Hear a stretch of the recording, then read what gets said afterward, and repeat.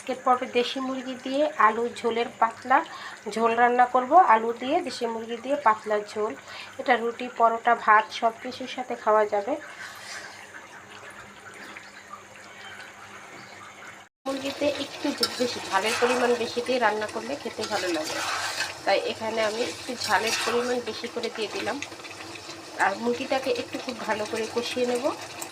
মাংসটা কষানো হয়ে গেছে, এখন আলু দিয়ে দেব। দেশি মুরগি ঝাল ঝাল করে রান্না করে একটু আলু দিয়ে রান্না করলে খেতে ভালো লাগে। এখন আলুটা দিয়ে আমি মুরগির মাংসটাকে খুব ভালো করে একটু কষিয়ে নেব। মাংসটা কষানো হয়ে গেছে, এখানে আমি ঝোল দিয়ে দিয়েছি। আর এই পানিটা যে দিয়েছি, পানিটা গরম পানি ব্যবহার করেছি। সব সময় তরকারিতে গরম পানি ব্যবহার করলে তরকারির টেস্টটা ভালো আসে। এখন অপেক্ষা করব মাংসটা আর আলুটা সেদ্ধ হওয়া পর্যন্ত। রান্নাটা কমপ্লিট হয়ে গেছে, মাংস আলু দুইটাই সেদ্ধ হয়ে গেছে। এখন এখানে দিয়ে দিব 1 টেবিল চামচ ভাজা জিরার গুঁড়া। অবশ্যই ভাজা জিরার গুঁড়াটা দেবেন। আর আমি যখন তরকারিটা বসাইছিলাম কষানোর সময় আমি ধনিয়ার গুঁড়া, গরম মশলার গুঁড়া সব কিছু দিয়ে দিয়েছি, গোটা গরম মশলা।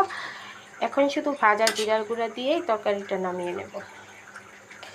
আর তরকারির কালারটা দেখে বুঝতে পারছেন, জাস্ট ওয়াও। এভাবে করে দেশি মুরগি আর আলু ঝোল রান্না করলে খেতে কিন্তু সেই ভালো লাগে। এটা রুটি, পরোটা, ভাত সব কিছুর সাথে খেতেই ভালো লাগবে।